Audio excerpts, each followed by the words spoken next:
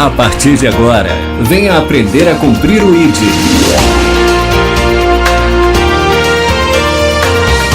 Está no ar. De segunda, Jesus vive. Apresentação: Temer Saad. Meus amigos, tudo certo ou não? Você já agradeceu hoje? Já agradeceu hoje, Helder? Sempre grato, né, irmão? Simone, já agradeceu hoje? Gente, eu tenho um backstage aqui de peso, vocês não têm ideia. Ó, André, senti uma indireta, hein? seja Eu tô de bem-vindo. dieta, hein? Muito obrigado. Seja bem-vindo. Não por isso, Helder, não por isso. Hoje eu tô recebendo aqui o André. Acho que o André é primo meu, Helder, porque André Andrade. É, a gente tá envolvendo a família agora. Eu tenho Andrade no meu nome também, então. Casado com a Zene Aparecida de Souza. Isso. 47 anos de idade. O homem não tem uma ruga, Helder. 8 anos de casado, 23 anos de fé. Pai do Lucas, Caio e Anthony. Isso. Congrega na igreja Docmos. Faz parte do Ministério AME. E é idealizador do projeto Filhos de Deus. A gente vai entender um pouquinho sobre isso. André, você se auto-intitulou servo de Deus. Vamos começar por aí. Como é que foi esse seu encontro com Jesus? Vamos lá. Eu conheci Jesus, eu ouvi falar de Jesus há 23 anos atrás. Eu costumo dizer que me falaram de Jesus há 23 anos atrás, mas eu me converti há 8 anos atrás. E as pessoas falam, poxa, eu me batizei há 23 anos atrás, mas eu me converti há 8 anos atrás. As pessoas me perguntam, mas André, por quê? Porque eu entendi verdadeiramente quem era Jesus na minha vida há 8 anos atrás. Diante de uma turbulência, diante de um caos na minha vida, eu pude ter verdadeiramente um encontro com Jesus há 8 anos atrás. Então, eu costumo dizer, conhecer Jesus, muitos conhecem. Ter intimidade, são poucos que têm. É verdade. E quando você tem a intimidade com Jesus, você entende verdadeiramente quem é Jesus nas nossas vidas. Do que ele é capaz e da onde ele pode tirar, o que ele pode fazer.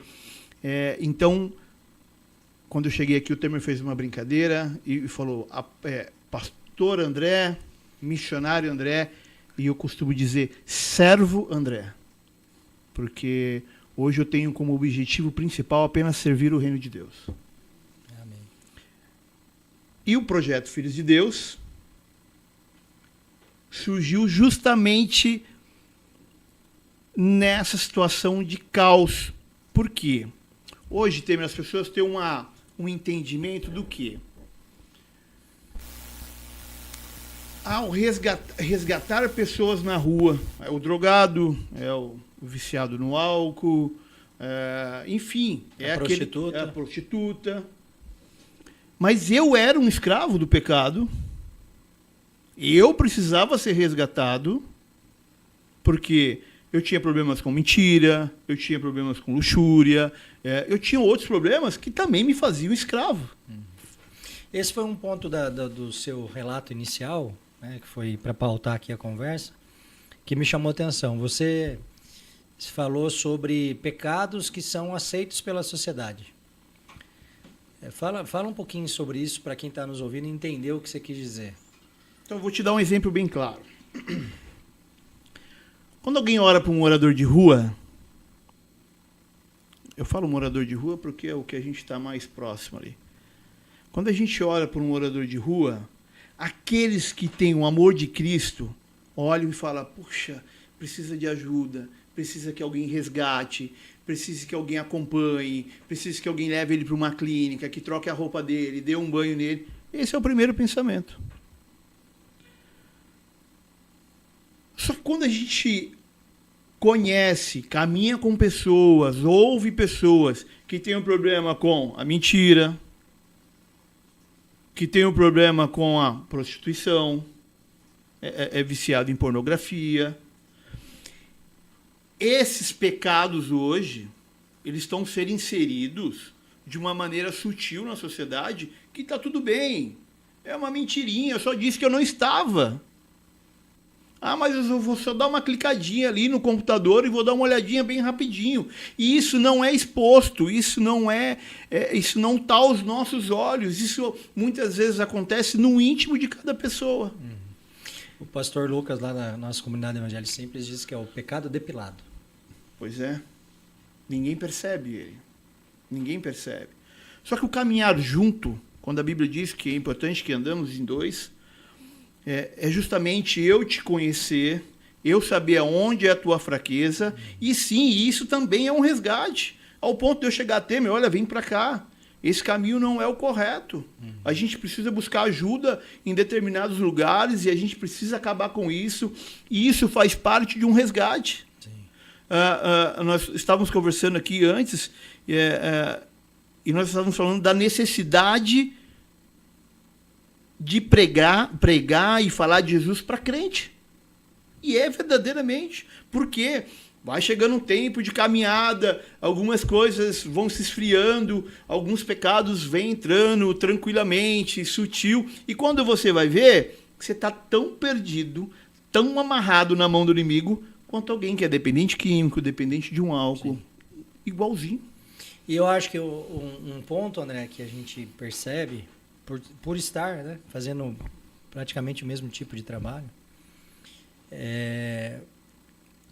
o crente mais antigo, ele se colocou num lugar de conforto, onde cumprir o ID, né, que está lá em Marcos 16:15, é algo que não passa pela cabeça dele. Porque o que ele acredita? Não vai funcionar. Não adianta, o cara não quer. Eu vou te dar um testemunho pessoal de algo que era um preconceito para mim antes de Deus me chamar para fazer e liderar o de segunda. Eu costumava dizer que o morador de rua era um cara sem vergonha na cara, que estava naquela situação porque ele queria.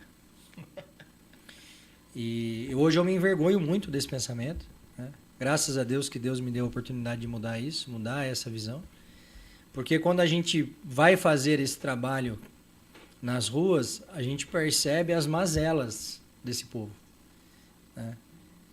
Quando você olha do ponto de vista da estrutura familiar, você vê deturpações que geraram uma deformação de caráter naquela pessoa Sim. que está na rua, porque não teve um pai, ou porque o pai bebia e batia na mãe, ou porque a mãe se prostituía, ou porque ele foi abandonado por ambos. Tem histórias como essa. Muitas. Né? Então a gente começa a entender que a causa disso que a gente reclama, mas não age para mudar, fica esperando das autoridades, como se as autoridades estivessem preocupadas com isso.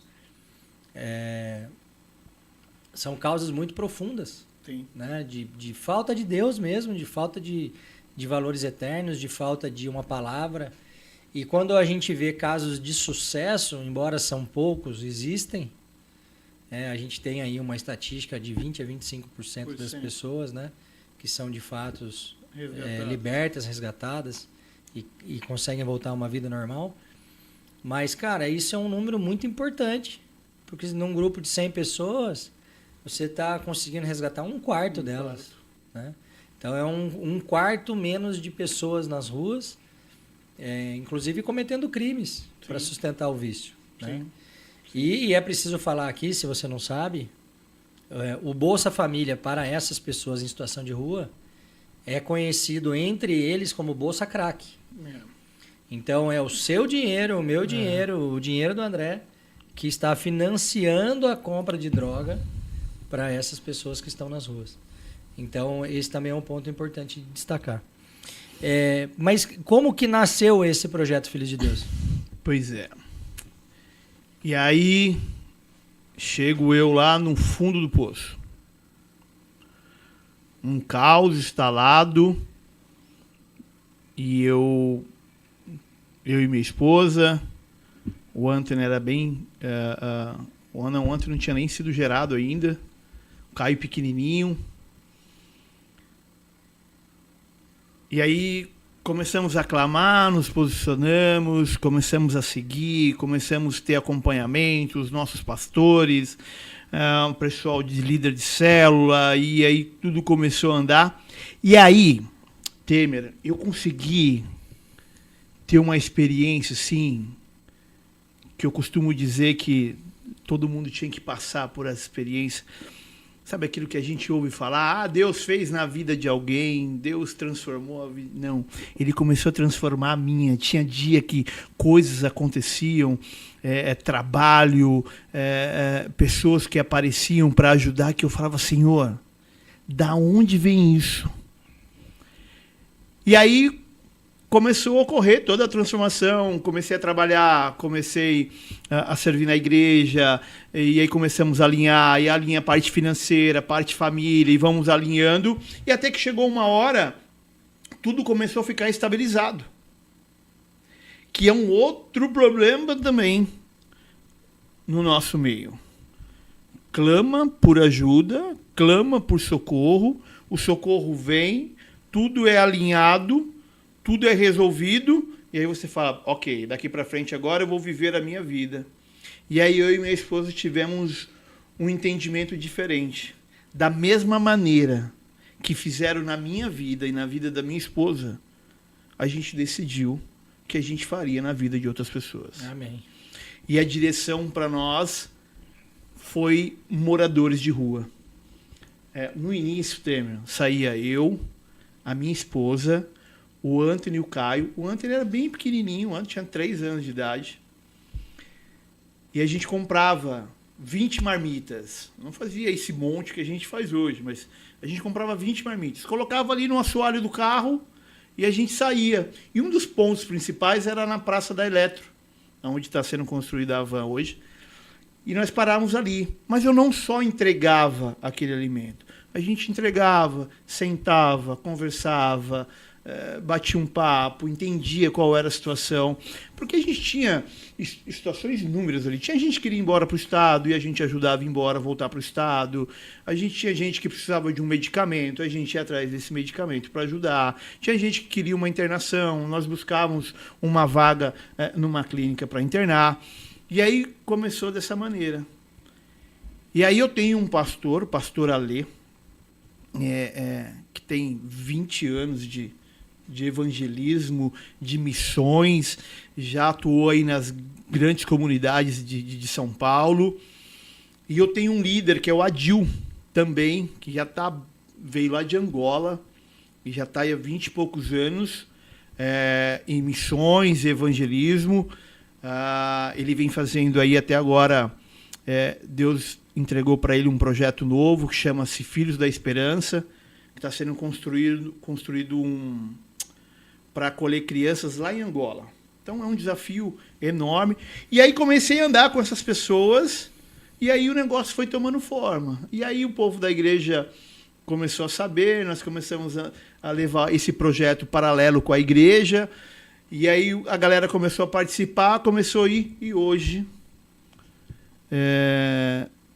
a gente continua servindo moradores de rua, continuamos fazendo moradores de rua segunda-feira, e agora nós temos uma nova direção, que são em comunidades que a igreja não chega. Então, hoje a gente chega, vou dar um exemplo, a comunidade Capelete no Barreiro, e nós levamos uma palavra, temos um tempo de adoração ao Senhor, depois servimos uma alimentação, porque isso agora é a porta para que a gente possa acompanhar aquelas famílias. Porque ir lá também, só entregar comida, não resolve nada. Então, a gente senta para entender o que estão passando, o porquê que está desempregado, o que está acontecendo, precisa fazer um currículo, precisa ajeitar alguma coisa. Então, hoje nós fazemos esse acompanhamento. Da maneira que fizeram comigo, da maneira que me acompanharam, da maneira que me ensinaram a mexer com dinheiro, a trabalhar nas finanças. E isso eu tenho uma opinião, André, que assim, é só uma opinião, né? Que o projeto um projeto de evangelismo, seja ele qual for, ele não pode se transformar num projeto social. Sim. O o social é importantíssimo. Tanto é verdade que no início das nossas atividades nas ruas, a gente não dava alimento. Então a gente fazia um culto, tinha um café, esse café sempre aconteceu, para recepcionar essas pessoas lá no ambiente das nossas reuniões. Mas quando acabava, a gente desmontava as coisas e ia embora. Quando na terceira, porque eu tinha a preocupação, eu particularmente, mediante o chamado que Deus me fez, de cumprir fielmente o que Ele me mandou fazer. E o que Ele me mandou fazer não foi doar alimentos. O que Ele me mandou fazer foi pregar a sua palavra. E eu atuava sobre isso com um temor muito grande, de fazer exatamente aquilo que Deus mandou fazer. Sim. Então, às vezes as pessoas vinham com alguma ideia, eu falava, não foi isso que Deus mandou fazer. Se Deus mudar a orientação, mudou tudo, mas enquanto Ele não mudar... E aí nós fizemos a primeira, segunda, terceira reunião. No final da terceira reunião, a gente ainda não tinha estrutura de Kombi nem nada, a gente transportava as coisas nos carros, um pouco em cada carro, e eu fiquei por último colocando algumas coisas que sobraram no meu carro. E quando eu entrei no meu carro e fui dar ré para sair da vaga, veio um morador de rua e bateu no meu vidro. E aí eu abaixei o vidro e ele falou assim, sobrou algum alimento? Aí eu falei, não, amigo, aqui a gente não dá alimento. A gente dá alimento espiritual. Essa mania que a gente tem de querer espiritualizar tudo, né? E eu dei uma resposta para ele em cima de algo que Deus tinha mandado fazer. E aí ele agradeceu, virou as costas e saiu. Eu subi o vidro e imediatamente o Espírito Santo falou comigo. Como que você acha que essas pessoas se sentirão amadas por mim se você, ao final da reunião, deixá-las com fome? Justamente. E aquilo foi um soco no meu estômago. E eu saí da praça da Rodoviária Velha e fui até a minha casa chorando. Lá no Conde. Porque eu entendi o que Deus quis dizer. Cara, o alimento para quem está com fome é a manifestação do poder de Deus. Então, ótimo, se você vem aqui, prega a palavra, dá um café para eles, mas café não mata a fome de ninguém. Verdade. Né?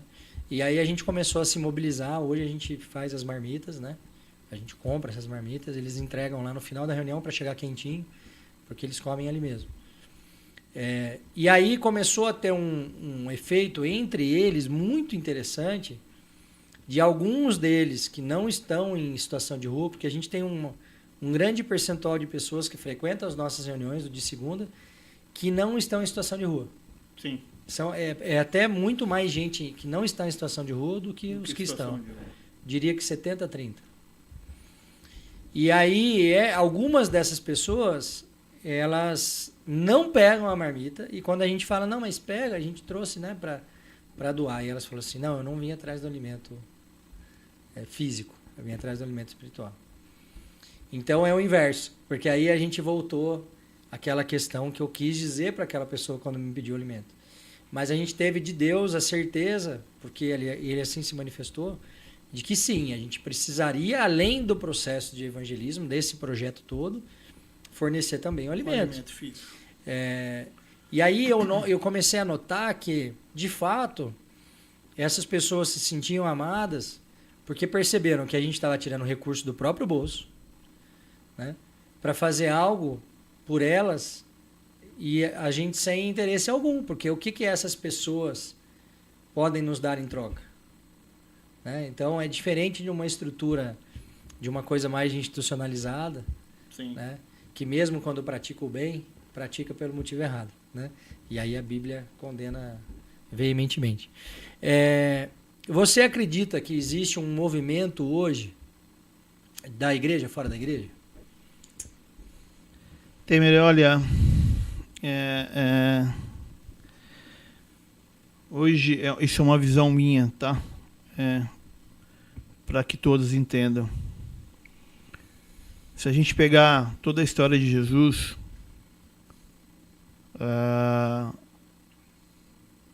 todo o seu caminho percorrido, por poucas vezes Jesus esteve dentro da sinagoga. E as vezes que ele teve foi para exortar, foi para ensinar ali. Mas as outras vezes você vê ele caminhando, parando em suas parábolas e visitando o povo e andando no meio do povo. Depois que nós assumimos esse compromisso, depois que Deus deu a direção da gente estar nas comunidades, nos bairros mais carentes, e eu acredito que Deus permitiu que a gente fosse para esse lugar para que eu mesmo pudesse entender muita coisa. Hoje muitas igrejas, eu não digo todas, porque ainda tem muita gente trabalhando na rua ainda, mas muitas igrejas se limitaram a 4 paredes. E pelo amor de Deus, eu não estou dizendo que igreja não é importante ir para a igreja, é importante cultuar a Deus na igreja, ter um pastor, uma liderança, isso é muito importante. Mas o mais importante disso é viver o que Jesus tem pedido para a gente viver. E de pregar o evangelho a toda criatura. A toda criatura. Hoje, até o papel de uma criação de uma igreja está invertida. Hoje se cria uma igreja para depois eu evangelizar. Eu nunca vi isso. Tá? Isso é moderno agora. Cria-se uma igreja e depois a gente evangeliza. É óbvio, tem aí as redes sociais que têm facilitado, mas o pessoal fala assim, mas vocês fazem trabalho na rua, a gente usa as redes sociais. Uma coisa não tem nada a ver com outra. Uma coisa não tem nada a ver com outra. O ir de pregar evangelho, as pessoas acham que isso é um dom, é um chamado. Não tem nada a ver com dom e chamado. Não tem nada a ver. Então, assim, hoje são poucas igrejas, eu estou dizendo isso até porque algumas me procuram, querendo que os filhos de Deus se expandam em algumas cidades. Hoje existem igrejas que não têm missões. Existem igrejas que não têm evangelismo. Eu diria que é a maioria delas. Pois é. Então, assim, e quem vai? E quem vai, Temer? Temer, a igreja de segunda, você tem 2 pontos. Rodoviária Velha e Praça da Eletro. E o Helder agora vai puxar um terceiro local aí. Terceiro local, pois é. Tem oferta? Eu falei no ar, agora não tem como fugir mais. Agora já é. Tem oferta? Tem dízimo? Não. Não? Gente oferta. Pois é. E sabe o que mais me entristece? Isso não é interessante para as igrejas estar nas ruas, porque isso tem um custo financeiro. É verdade. As pessoas me perguntam, o Projeto Filhos de Deus pede dinheiro? Não pede. Porque o que é de Deus, Deus proverá. Amém. Se um dia Deus achar que não deve ter mais Projeto Filhos de Deus, não vai ter. Mas enquanto ele achar que deve ter, ele vai mandar a provisão. Então, assim, como é que eu vou para a rua com medo que o meu dinheiro não vai dar? Como é que eu vou para a rua achando que eu tenho que fazer primeiro uma arrecadação enorme para depois a coisa? Os patrocinadores são muito importantes. Eu sei disso. Facilita muito. Sim. E eu sei que Deus toca no coração de algumas pessoas, muitas vezes que não nem cristão e toca no coração dessas pessoas para essas pessoas abençoarem alguns projetos. Eu sei disso, eu conheço alguns aqui em Taubaté e eu sei que muitos deles são abençoados dessa maneira. Isso também faz parte. Mas uma igreja, eu com a função de ir falar do amor de Deus, o amor que transforma, o amor que cura, o amor que muda toda a história, tendo essa função, ficar numa parede, 4 paredes, num culto de domingo apenas, ou num culto de sábado, num culto de domingo ali, e lá fora quem faz? E lá fora quem vai trabalhar? A gente vive uma... Como é que eu vou dizer? Um esfriamento daquilo que é o ponto central do Evangelho, na minha humilde opinião. É como você falou, o culto de domingo deveria ser um acessório à missão principal da igreja. E é óbvio, a gente sabe que tem igrejas que, embora não façam missões nas ruas, tem um trabalho social interno, né? Cuida de algumas famílias, doa cesta básica. No caso da nossa comunidade lá, tem um clube de compras, onde a gente paga o valor de tabela para que a diferença do valor de custo sobre para dar proteína para uma família que não pode comprar. Iniciativas importantes. Mas a gente não está falando de social aqui. A gente está falando de um povo esquecido. Esquecido. E isso foi até a temática da nossa conversa no domingo, uma reunião que a gente fez no nosso grupo, aonde eu falei, gente, vocês precisam entender que essas pessoas ficam esperando por nós. Né? E a gente sente isso muito claramente, porque às vezes a gente chega um pouco atrasado. Eu costumo chegar na praça às 18 horas, para o culto iniciar às 18h30. É só o tempo ali de montar as cadeiras e o som. Só que às vezes eu não consigo. A minha empresa é em Pindamonhangaba, às vezes eu pego o trânsito, chego meio em cima da hora. Quando a gente chega, já tem aquele aglomerado de pessoas ali, já tem gente varrendo o chão. Então é uma coisa que mexe com a gente. Não é algo que é facultado a gente deixar de fazer. Porque se a gente deixar de fazer, quem fará? Quem fará? Né? E aí, óbvio, a gente sabe que Deus levanta quem Ele quer. Então, aí, o que a gente tem como oportunidade é participar disso. Né? E as instituições religiosas, infelizmente, elas estão olhando muito mais para dentro do que para fora.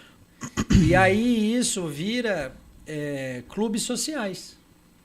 Então eu entendo muitas igrejas, e aqui com todo o zelo do mundo, para não falar mal especificamente de ninguém, não é o objetivo, mas é uma reflexão em relação ao papel da igreja. Tem. Né? Porque o próprio apóstolo Luiz Hermínio, a gente estava falando um pouquinho antes aqui sobre ele fala algo que eu acho muito interessante. A gente tem a ideia de que o mundo espera por Jesus, mas na realidade o mundo espera pela igreja. Pela igreja. E a igreja espera por Jesus. Então qual é o papel da igreja? É ir no mundo, puxar pessoas para a igreja de Cristo, não para a instituição religiosa. Né? Porque é você criar essa comunidade de santos que estarão engajadas nesse projeto de Deus que é eterno. Sim. Então, esse ponto é um ponto que muitas instituições não levam em consideração. E você tem o apoio que você precisa? Na medida do que você gostaria? Eu tenho certeza que não. Não. Né? E quando a gente fala de um grupo de evangelismo como o nosso, você olha o grupo do WhatsApp, lá tem 30 pessoas, mas que estão verdadeiramente envolvidas, que tem um compromisso de não faltar, que abre mão de alguma coisa pessoal para fazer aquilo que Deus mandou, são poucos. São poucos. São poucos. São poucos. Né?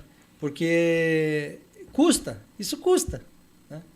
Para a gente iniciar um culto às 18h30, tem uma série de coisas que antecedem a organização para que isso aconteça. Para a gente estar nas clínicas de reabilitação que auxiliam o nosso projeto às sextas-feiras, sempre às 15 horas, para fazer lá um café e o culto, a gente tem que encerrar o expediente ao meio-dia. Senão não dá tempo de comprar as coisas do café e organizar. E isso a gente não fala só de recurso financeiro, é um recurso de tempo. E tempo é vida. Sim. Então o que eu falo para todo mundo, você que está nos ouvindo aí, se você quer fazer algo para Deus, não se preocupe com recursos materiais. Se preocupe com aquilo que você tem que dar de mais precioso para Deus, que é o seu tempo. Porque o tempo que a gente despende para as coisas de Deus, ele não volta mais. Não volta. Né? Esse tempo engajado nessas atividades do seu ministério, do Projeto Filhos de Deus, ele é um tempo que você está, entre aspas, perdendo da sua vida. Né? E é óbvio que a gente sabe que a gente não está perdendo nada, a gente só está ganhando. Nada, só ganhando. Mas é um tempo que não volta mais. Então, eu entendo que isso tem um valor muito grande para Deus. E aí, quando a gente olha sobre o seu projeto, quais que são os principais frutos que você já consegue enxergar desde quando você começou? Temer, o nosso líder Adil lá da igreja Docmus, que é líder, ele é supervisor do Ministério AME, que é Assistência, Missões e Evangelismo. Ele sempre fala uma coisa e sempre isso fica guardado comigo. Voltando só na questão da disposição. As pessoas têm colocado as coisas de Deus como secundárias. Eu tenho meu escritório, eu entro 8 horas da manhã e saio 5 horas da tarde. Quem trabalha comigo, a minha equipe, sabe que eu estou lá o dia inteiro e eu participo de tudo. Eu sou capelão. Quando alguém me liga, preciso orar por um enfermo no hospital tal, olha só, eu não tenho problema nenhum de dizer, as minhas coisas profissionais irão esperar. E eu vou até essa missão e eu vou cumprir ela. Segunda-feira, que é o dia que nós atuamos na rua, é um dia direcionado somente para a missão de segunda-feira às 19. E por que segunda? Nós começamos a andar. Não era segunda, nós começamos a andar. E descobrimos que na segunda-feira ninguém vai. E aí nós descobrimos que... Você não tá vendo aí o Helder sorrir ali no fundo, mas esse é um ponto importantíssimo e eu também fiquei todo arrepiado aqui. Foi Deus que deu o nome para o nosso movimento, né? E Deus me falou, e está escrito num livro, Deus começou a falar comigo a partir de um posicionamento em obediência no final de 2023, outubro de 2023. Eu tive uma experiência sobrenatural da minha casa, onde Deus mandou eu parar de ingerir bebida alcoólica. E a partir daquele dia eu nunca mais coloquei bebida alcoólica na boca. E aí ele foi me liberando uma série de coisas. Em fevereiro de 2024, eu estava numa filial, eu tenho uma filial em Pernambuco, e Deus me falou, escreve tudo o que eu te entreguei até aqui. Eu quero que você documente tudo o que eu te escrevi, tudo que eu te liberei, escreva isso para que fique de prova de que eu estou nesse negócio. E ele me revelou coisas que estão acontecendo agora, mas lá no início de 2024, final de 2023. E uma das coisas que está escrito nesse livro, e um dia vocês vão poder ler, é que ele queria um modelo de igreja de segunda-feira. Porque as pessoas ficam a semana inteira esperando pelo domingo, elas participam de um culto de domingo, mas aí chega a segunda-feira. E é como se segunda-feira Deus tivesse saído de cena. E ele precisava criar um modelo de cultos ao Senhor na segunda-feira. Não de preparação da semana, mas de uma semana já iniciada, né? E a gente, você falando isso agora, é impressionante a ação do Espírito Santo nesse sentido. Porque ninguém faz. Ninguém faz. Criou-se um rótulo, né, de que os cultos são de domingo e acabou. E a segunda-feira é ruim. É ruim. Eu não quero acordar de manhã para ir trabalhar. Quem dirá servir? É isso aí. E aí nós começamos a andar na segunda-feira e vimos que estava todo mundo passando fome. Na terça-feira tinha macarronada, lanche, feijoada, tinha tudo. Na quarta, na quinta. Na segunda-feira não tinha ninguém na rua falando de Jesus. Ninguém. E aí nós falamos, na segunda-feira. Nós vamos atuar todas segunda-feira. E aí você me perguntou de resultados. Se a gente tem visto. Eu tenho visto muita gente. Mas eu vou te contar algo aqui que me chamou mais atenção ainda. Nós temos um grupo. Graças a Deus eu sou um cara privilegiado por Deus. Porque eu tenho uma galera que caminha comigo, que é uma galera que faça chuva, faça sol, tá lá. Se eu disser hoje, isso é uma outra característica que Deus me pediu. Se eu estiver, Temer, funciona. Se eu não estiver, funciona do mesmo jeito. Porque o projeto não é meu. Sobre o que eu falei ontem? O projeto não é meu. O projeto é de Deus. E da mesma maneira que ele me capacitou, ele capacitou alguns outros irmãos que caminham comigo. Amém. Então, e aí a gente sempre fica ali, resgatamos da rua, levamos para a clínica, daí o projeto depois, a pessoa fica lá na clínica, trata lá os 6 meses, depois precisa reingressar, a gente traz essa pessoa, o projeto custeia lá 2 meses de aluguel para ela se estabilizar, e aí a gente entra com a parte de vamos arrumar um currículo, vamos arrumar um emprego, e a gente faz todo esse acompanhamento. E a gente tem visto muita gente ser transformada. Muita gente realmente entender quem é Jesus e voltar para o curso normal da vida e passar de ser alguém que precisa para alguém que faz por alguém. né? Então, só que o que mais me chamou a atenção, que algumas pessoas se aproximaram, irmãos e irmãs, que se aproximaram do projeto, começaram a participar do projeto, pessoas que tinham vergonha de orar, pessoas que tinham aquele mesmo pensamento que você mencionou no início, que eu também tive. Cara, o cara tá na rua, você não tá querendo fazer nada com nada, você só tá querendo comida. Acabarem com esse pensamento. E nesta de entender verdadeiramente o que é missão nas ruas, através do próprio testemunho, trazerem outras pessoas. Então, sim, Deus não tem só resgatado aquelas pessoas na rua, ter dado uma nova história, como tem trazido um amadurecimento espiritual para nós. Então, hoje eu falo que nós temos dois resultados. Nós temos o nosso resgate e nós temos o povo que caminha com a gente e que tem... Hoje, o pessoal do nada aparece lá no dia, tem um devocional lá para a gente ouvir. Pessoas que antes tinham até vergonha de orar. Tinham vergonha de falar. Tinha gente que... E Deus sempre me colocou nessas situações de ser forjado, né? Eu sempre fui colocado... mas espera aí, será que eu consigo fazer? Vai e faça.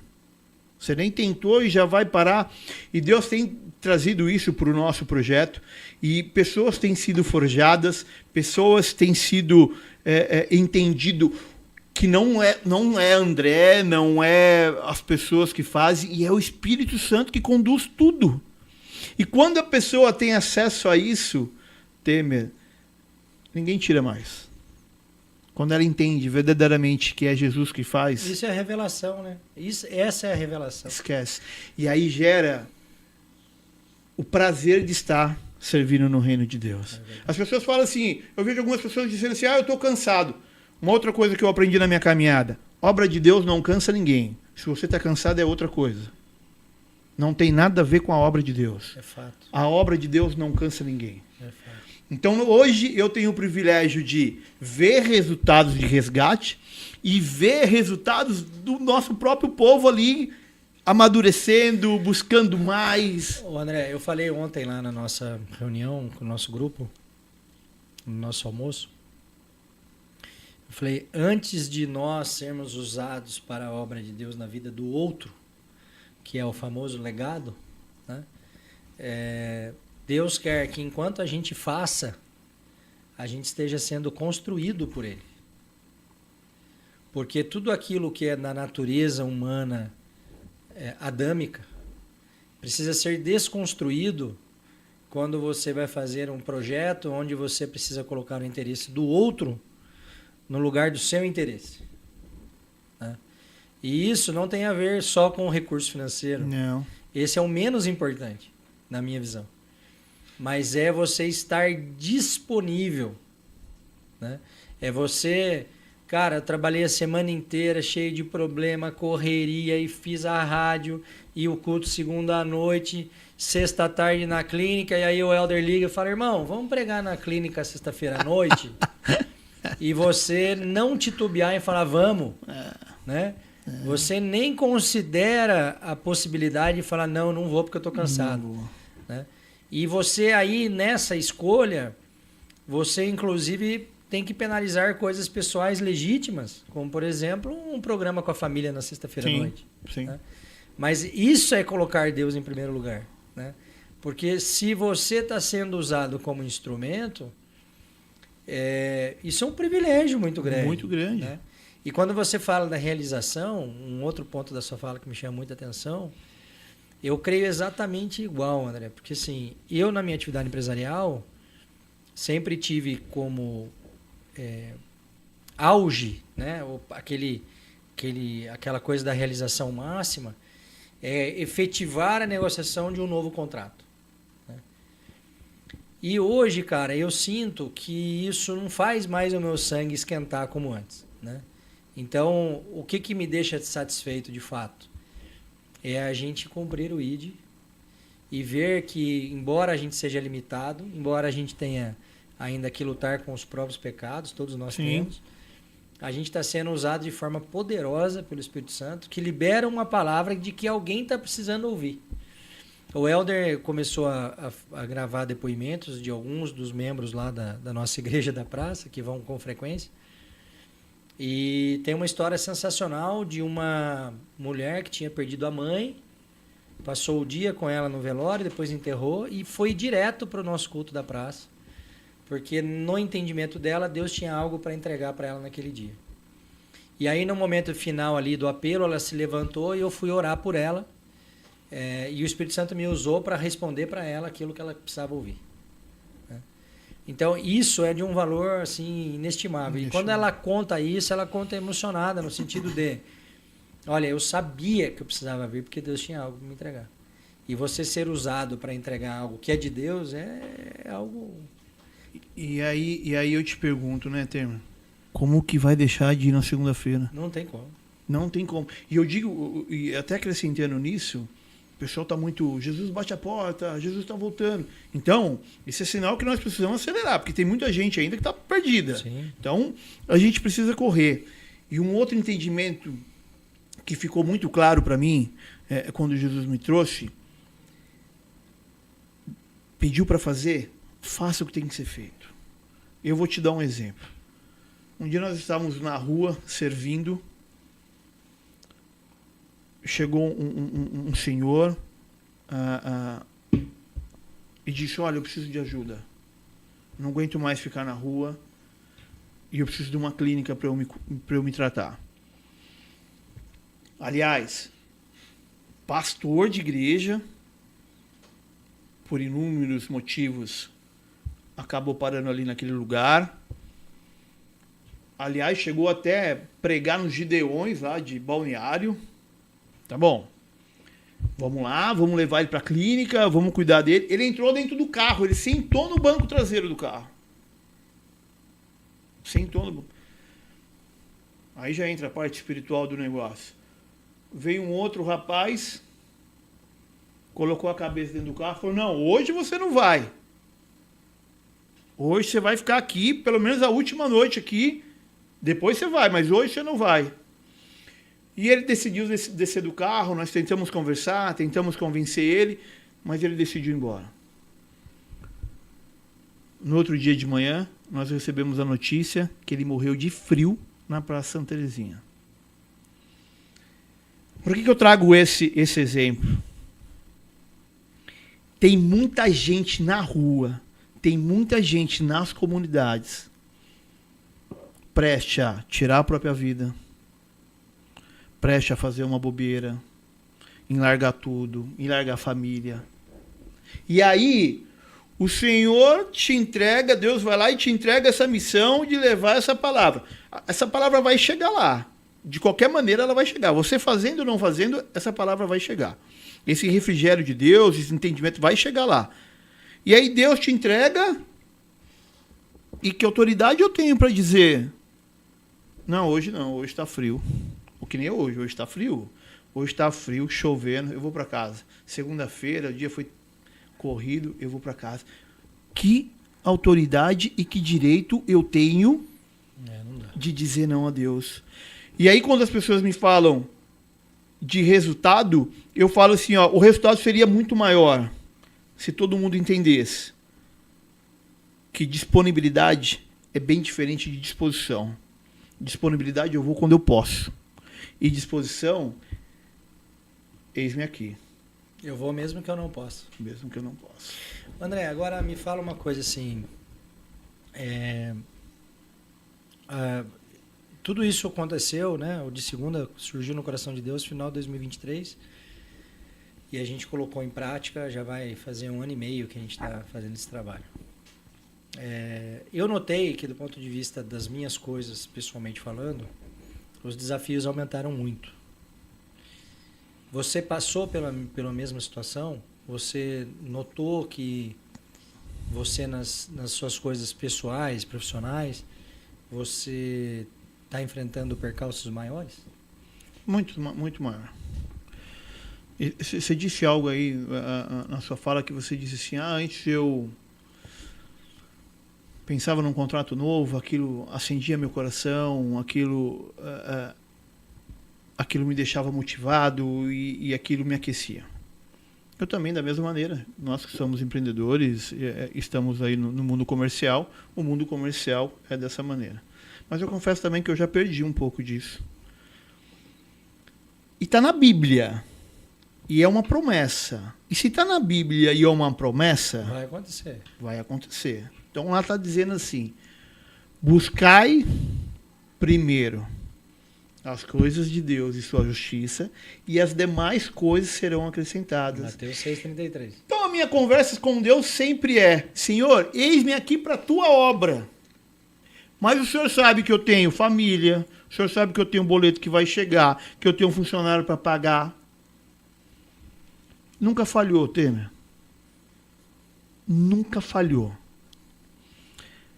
Tem dia e tem situações que eu falo: Senhor, agora chegamos no extremo. E a providência vem. Então eu entendo que sim, a guerra é muito maior quando você passa a ter essa disposição ao reino de Deus.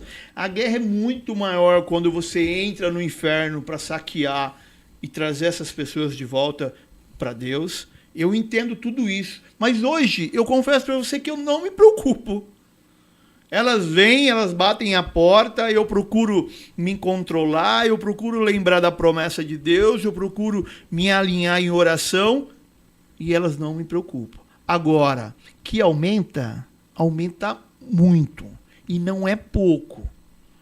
E aí você sofre ataque na família, você sofre ataque no profissional, você sofre ataque ministerial, de todos os lados.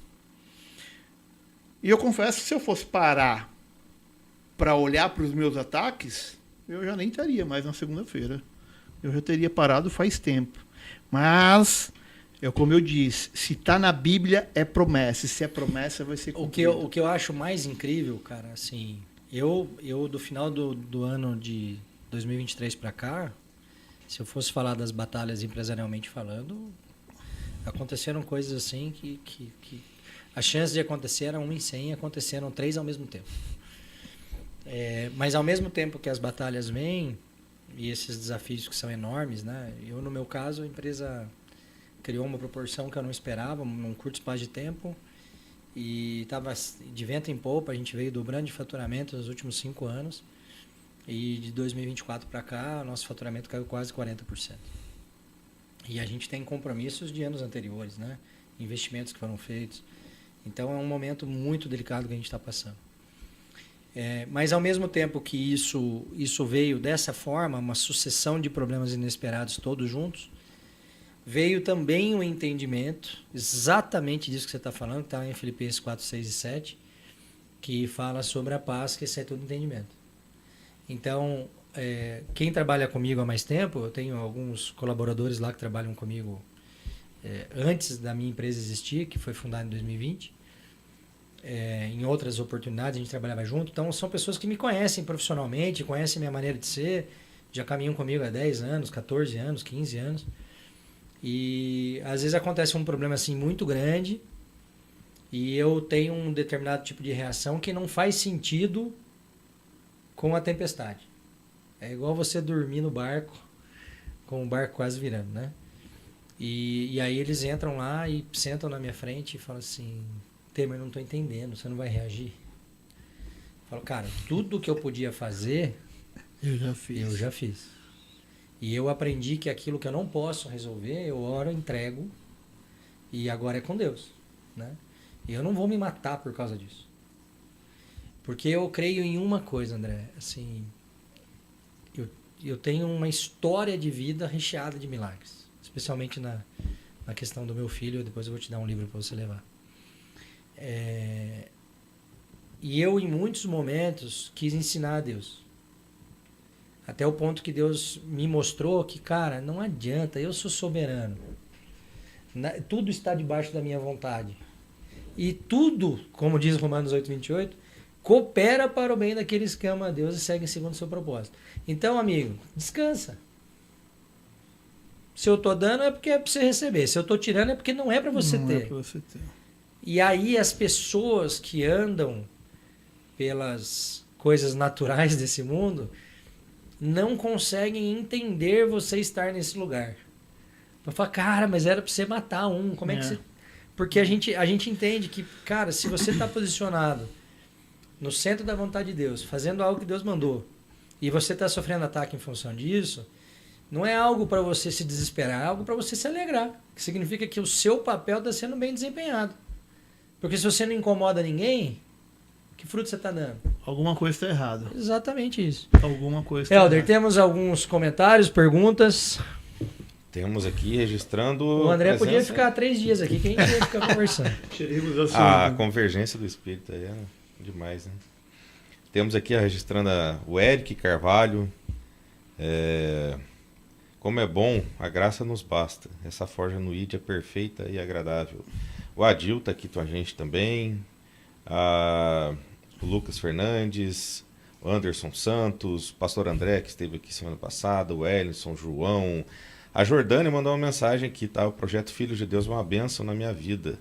Tenho vivido experiências que nunca vou esquecer. Meu olhar para as pessoas em situação de rua mudou muito para melhor. Glória a Deus por fazer parte desse projeto. André, como a gente estava, né, durante aqui o podcast, vendo que o chamado é basicamente o mesmo, né? Apesar de vocês nunca terem se conhecido, Sim, verdade. primeira vez estarem aqui, é uma pergunta que eu venho fazendo para algumas pessoas que já estão nesse chamado de rua, ou chamado, enfim, de missões, né? Que é algo que a gente estava conversando aqui antes de começar o programa, que é algo que foi relegado até em algumas instituições. Como que você vê esse momento da igreja agora, esse avivamento de fato, ou um aterramento, né? Vocês já ouviram um termo, aterramento, porque tem que vir os filhos de Deus para a terra, que estão querendo subir, não, é Jerusalém que vai descer, irmãos. Então, como que você vê esse momento da igreja vivendo esse chamado para fora das paredes? Helder, olha, eu acredito que muita coisa já tem mudado. Eu acho que as igrejas algumas igrejas têm sim se preocupado verdadeiramente no que é a igreja de Cristo Jesus. A gente vê aí em notícias alguns rompimentos, algumas coisas que vêm acontecendo. Então eu acredito que em breve, não por muito tempo, em breve, nós voltaremos a ter a verdadeira igreja de Cristo aqui na Terra. Eu acredito que Deus tem incomodado grandes líderes, tem incomodado grandes pastores aí, que realmente tinham essa, sendo muito claro, tinham essa questão da igreja como uma instituição e não mais uma igreja. Então, eu acredito que isso está sendo limpo no nosso meio. Eu acredito que as igrejas agora verdadeiramente irão se preocupar com vidas e não mais somente com telão de... Não é errado ter telão, tá? Mas não um telão, umas redes sociais com tantas curtidas e com tantos seguidores. Por que eu digo isso? De uns 8 meses para cá, eu tenho percebido que igrejas que não têm missões estão procurando ter missões, igrejas que não falavam de missões estão procurando falar de missões. O Adil mesmo, que está participando aí, me levou para uma igreja chamada Ide Pregai, lá no pé do Morro do Alemão, do Complexo do Alemão. Cara, os caras, eu fui lá conhecer uma Assembleia de Deus, os caras vivem aquilo tão enraizado assim. Sabe assim, qualquer conversa é missão, qualquer conversa é evangelismo, porque é o que precisa ser feito. Então eu acredito que está tendo um despertar dessas igrejas, de pastores que não, isso não é, eu já ouvi muito isso, que eu acho isso o fim do mundo. Não é a nossa visão evangelizar, não é a nossa visão missão.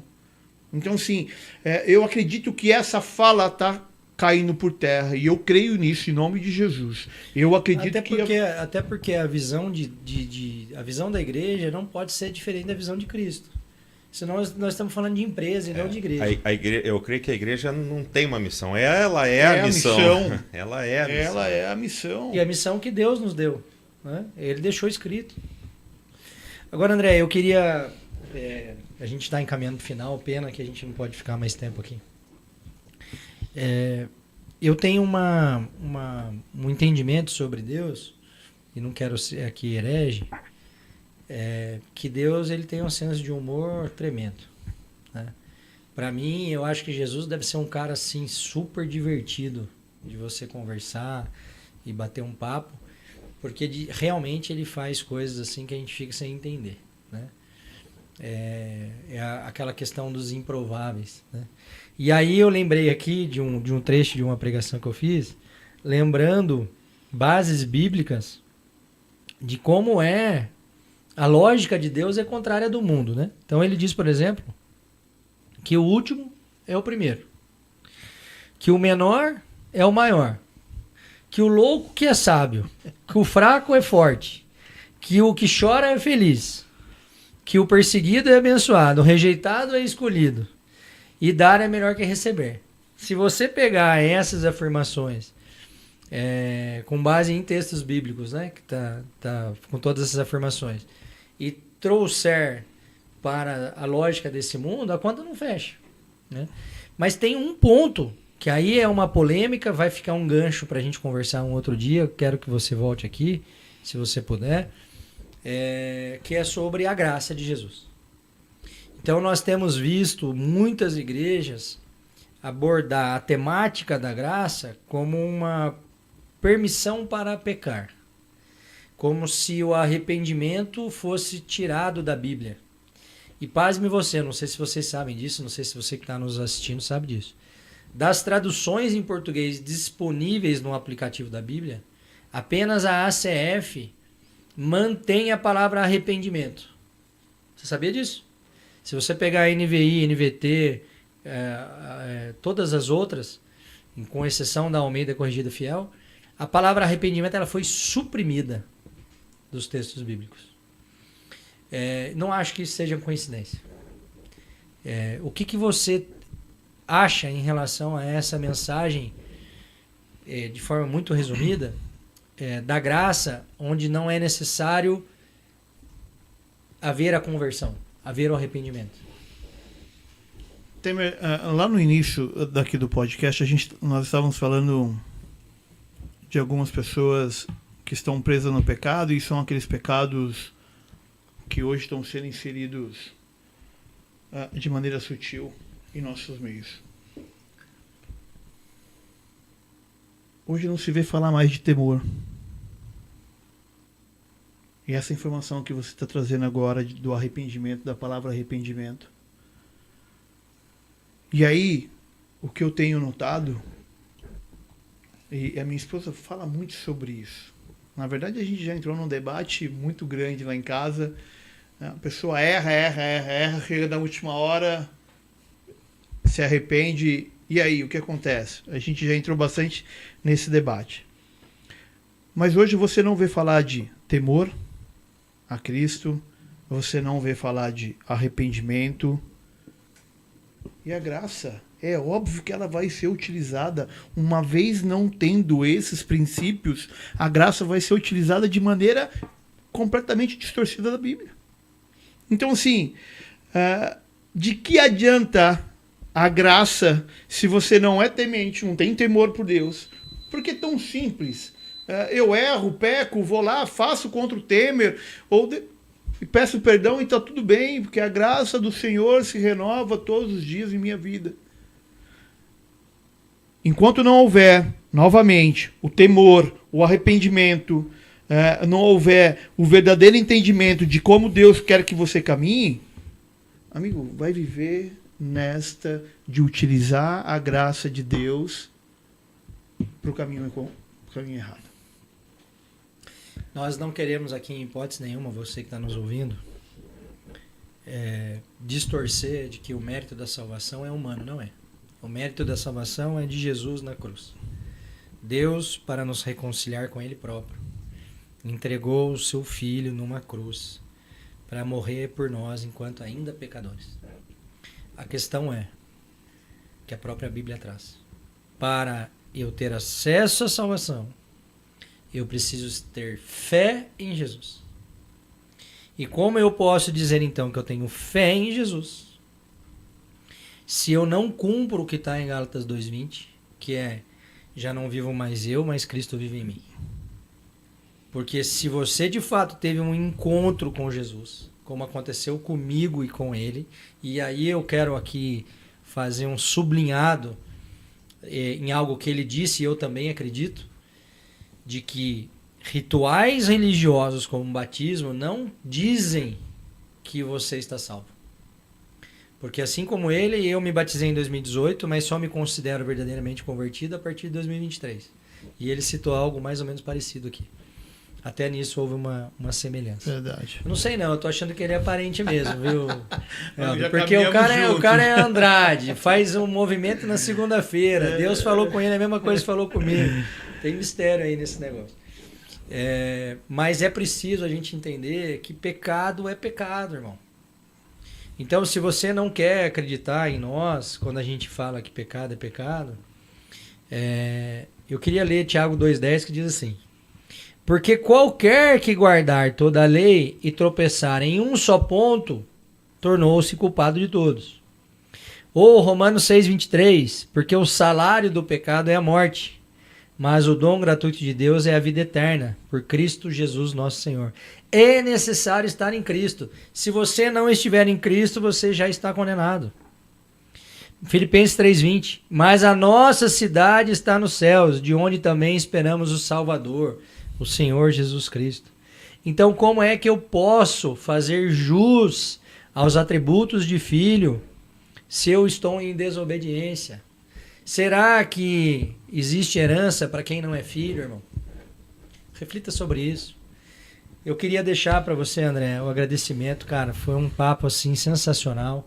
Edificou demais a minha fé, acredito que é de todo mundo que está ouvindo. Deixar o convite para você que nos ouve, para estar conosco, como ele falou, toda segunda-feira às 18h30, a gente tem 2 cultos de forma concomitante, que acontecem ao mesmo tempo.